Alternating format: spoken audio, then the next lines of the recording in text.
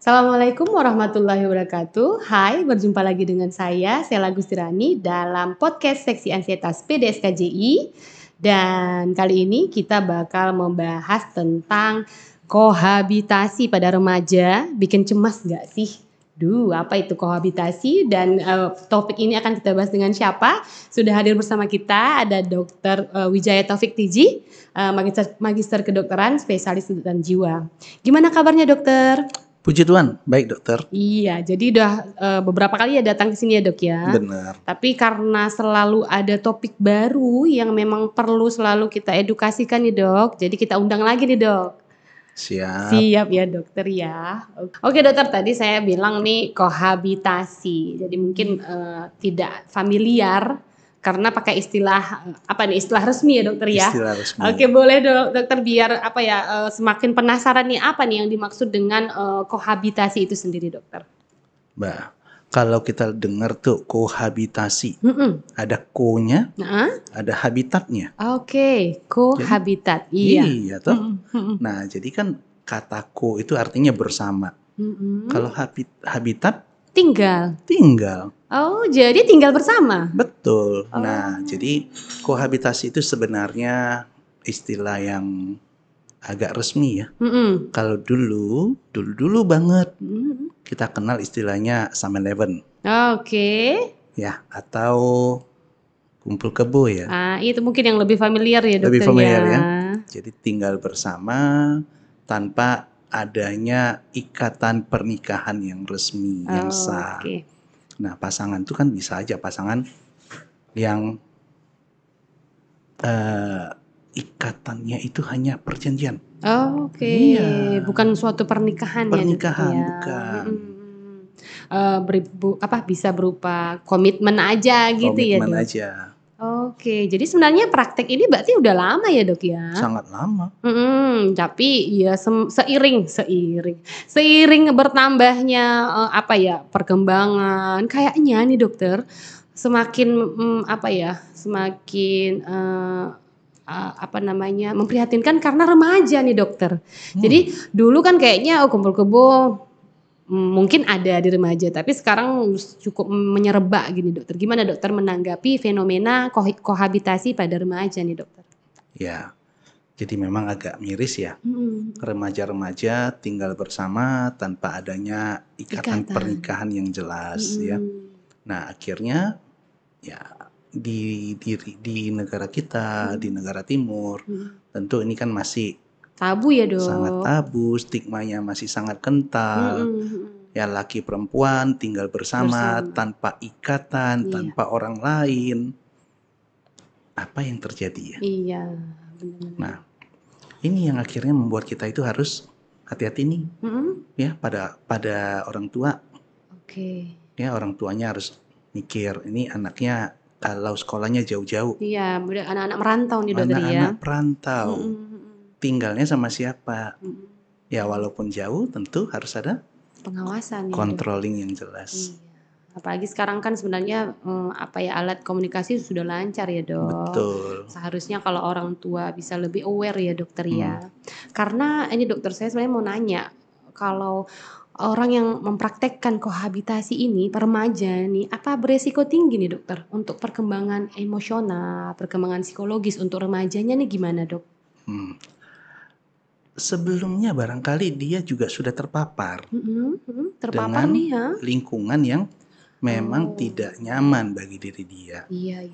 Misalnya si remaja tadi muncul dari keluarga yang memang keluarga yang labil ya. Orang tuanya sering berantem, bertengkar, sehingga nggak ada rasa nyaman bagi diri dia. Sehingga apa yang dilakukan? Dia keluar. Mencari kenyamanan. Mencari kenyamanan hidup, mencari kenyamanan diri. Nah, kemudian sesudah keluar, ketemulah kawan yang cocok pula dirasa. Betul. Nyaman dirasa. Iya. Betul, teman sefrekuensi. Iya, teman sefrekuensi katanya. Teman sefrekuensi kan? Nah, kemudian akhirnya mereka memilih untuk bersama. Nah, ketika bersama itu tentu kan muncul lagi masalah ya. Iya. Karena mereka sama-sama pada usia muda. Iya. Kestabilan emosinya kan itu jadi terganggu ya. Masih rentan dengan kekerasan, Iya, benar-benar. rentan dengan pertengkaran, ya. Kemudian mood yang up and down. Akhirnya kan, Benar-benar. terus cemas juga kan. Cemas nanti stigma masyarakat gimana ya? Iya, mikirkan itu juga ya dok ya. Betul. Stigmanya gimana? Cemas. Nah akhirnya apa? Banyaklah gangguan-gangguan yang bisa terjadi. Jadi beresiko ya dokter ya. Sangat. Dan tadi dokter juga membahas tentang faktor keluarga atau orang tua nih dokter. Seberapa berpengaruh itu dokter? Kayaknya itu kan tadi dokter ceritakan istilahnya broken home ya dok. Iya ya, jadi itu kan apakah memang sangat berpengaruh nih pada keputusan seorang remaja melakukan perilaku kohabitasi? Ya, jadi ketika seorang melakukan satu hubungan dengan orang lain, tentu ada dua yang jadi dasar dia. Yang pertama pengalaman sebelumnya. Iya. Jadi identifikasi dulu, dia lihat dulu, oh papa mama saya itu berantem, terus-terusan berantem, saya nggak nyaman. Saya keluar cari zona nyaman. Yang kedua, dilihatnya orang tuanya, misalnya salah satunya selingkuh. Bisa juga ya dok. Iya, dia lihat tuh, bapak saya selingkuh, tinggal dengan tante A. Nah, tanpa adanya satu ikatan yang jelas, papa boleh, kenapa saya enggak? Iya. Nah, akhirnya apa? Dia ngikut. Jadi pengaruh keluarga itu sangat besar sekali. Iya dok. Jadi pandangan si remaja tentang pernikahan kan kita belajarnya di orang tua dulu ya dok ya. Betul, sangat betul dok. Sangat mempengaruhi ya dok ya. Jadi nanti setelah seorang remaja tuh melakukan perilaku ini gitu, apa berpengaruh kepada komitmen masa depannya nih dokter? Ketika dia melakukan kohabitasi, ujung-ujungnya dua. Satu, dia akhirnya melegalkan hubungannya tadi tanpa pernikahan. Dengan pernikahan. Oke, satu. Dia masuk ke pernikahan, artinya dia udah tinggal bersama dulu. Ya. Udah nyaman, udah oke, ya tahu-taunya udah punya keturunan. Iya, benar-benar. Dan akhirnya mereka mau nggak mau harus menikah. Oke. Atau mereka tetap memutuskan untuk melanjutkan hubungan yang tadi tanpa adanya satu ikatan. Nah ini bisa terjadi pada dua kondisi ini. Ya kalau memang ya namanya hubungan ya dok ya, kalau memang cocok terus nih dokter. Jadi kalau misalnya akhirnya tidak cocok, kemudian ada percekcokan, dokter bilang tadi ya, apalagi remaja, kita yang dewasa aja dok, dalam pernikahan pasti ada yang namanya ribut kecil ya dok ya. Betul. Apalagi remaja. Nah bagi remaja ini yang kalau perilaku kohabitasinya pasangannya nggak cocok di tengah jalan, apa bisa menimbulkan adiksi nih dokter, terus melakukan perilaku itu berulang dan berulang gitu dok? Itu namanya selingkuh nggak sih? Iya ya dok ya, bisa masuk selingkuh ya dokter. Dia tinggal dengan A, tidak nyaman, dia nyari lagi yang lain. Iya.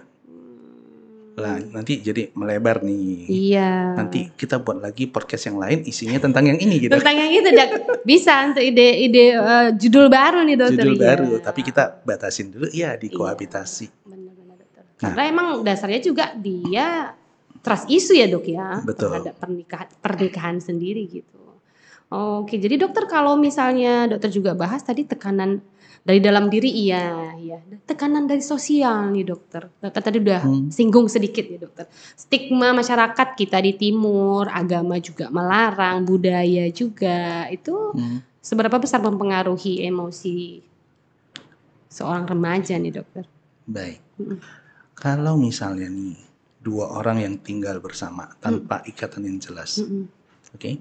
Kalau mereka diketahui nih, ini si A nih tinggal bareng dengan si B, cowok dan cewek tanpa ikatan jelas cuma berdua, maka orang-orang akan mempergunjingkan itu. Iya.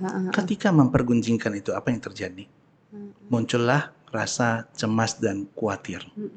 Ketika berketerusan, ya mendapat tekanan-tekanan sosial, akhirnya dapat berlanjut toh. Menjadi gangguan psikiatri yang lebih mendalam. Jadi bisa memicu gangguan lain ya dokter ya? Betul. Nah dia jadi satu seperti lingkaran setan jadinya, ya, yang membuat seseorang itu terperangkap di dalamnya. Oke. Jadi sekedar sharing nih dokter ya. Saya penasaran juga nih dokter, karena emang dokter kan konsentrasinya di psikoseksual ya dokter ya.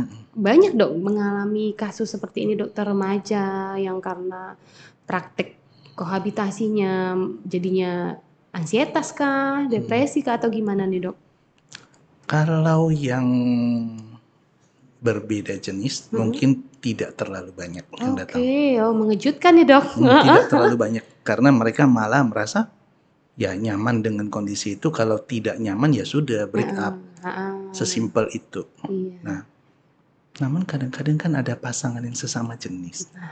Ini dia, ini fenomena yang lain tapi masih di kohabitasi. Iya, kohabitasi juga dokter ya.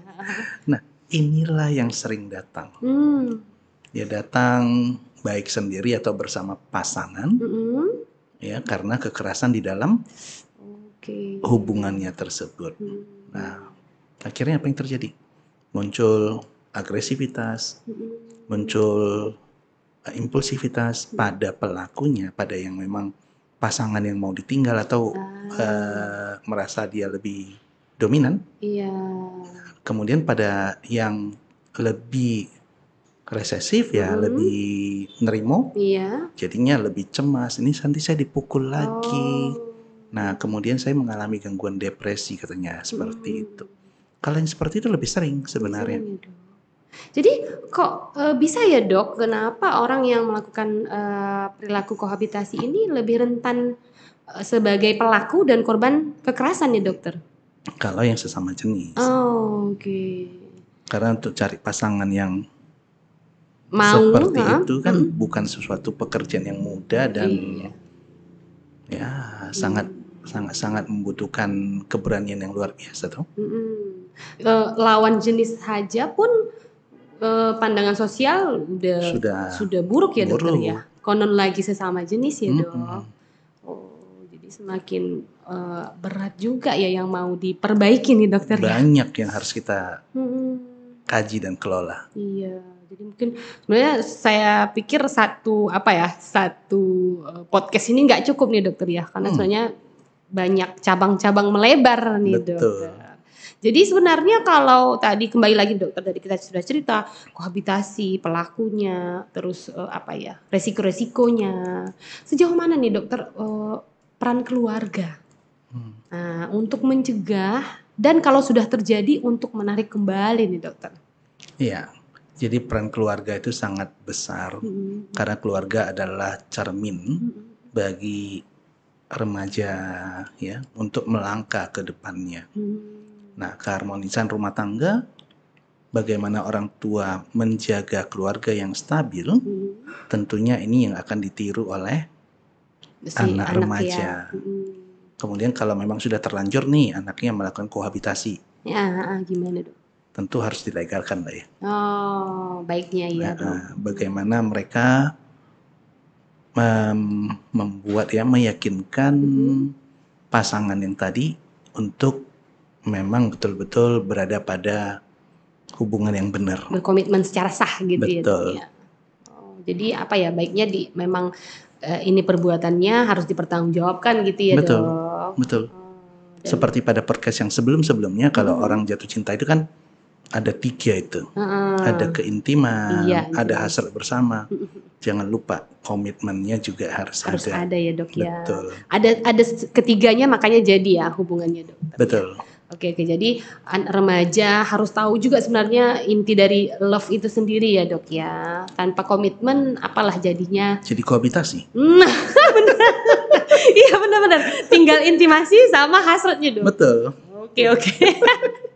Jadi dokter, sebenarnya seru sekali dokter, tapi berhubung waktu juga dok, mudah-mudahan nanti seperti yang kita sampaikan ada episode-episode lain, karena bicara tentang hasrat, tentang cinta selalu menarik. Ada. Benar sekali selalu dok. Menarik ya? Selalu menarik. Oke, terima kasih banyak Dokter Taufik atas waktunya. Oke dok, setelah kita berbincang panjang lebar nih dokter, kalau ada ya apakah baik remaja atau apapun di luar kasus ini nih dokter yang mau konsultasi dengan dokter, ini bisa menemui dokter di mana aja nih dokter? Mudah sih, kelihatan di tengah-tengah itu. Kelihatan. Kelihatan. Tinggal lihat di Klinik Utama Binatma, Jalan Hos Cokro Aminoto. Gede kok. Silakan aja datang. Kami tunggu ya. Oke, kalau mau konsultasi lebih lanjut, boleh jumpai dokter di Klinik Bina Atma. Dan kalau boleh nggak dok, kita follow medsosnya untuk apa ya, sharing-sharing juga. Dokter kan sering juga ya bagi-bagi konten tentang ini, boleh dok? Boleh banget. Tapi jangan lupa juga follow Klinik Utama Binatmanya. Oh iya benar, ada juga nih IG-nya, benar. Betul. Di follow dulu Klinik Utama Binatma, ntar baru saya follow back. Syaratnya itu ya dok ya? Syaratnya itu. Nama Instagramnya dok apa dok? Wijaya Taufik Tiji, simple kok. Jadi nggak susah-susah nih, langsung ketik nama beliau, ada langsung di Instagram ya dokter ya. Oke, makasih banyak dokter atas sharing-sharingnya pada hari ini. Semoga bisa membawa wawasan baru nih bagi yang mendengarkan, yang nonton, dan kita jumpa lagi di lain kesempatan. Ingat, tiada kesehatan tanpa kesehatan jiwa. Salam sehat jiwa, wabillahi taufiq hidayah. Assalamualaikum warahmatullahi wabarakatuh.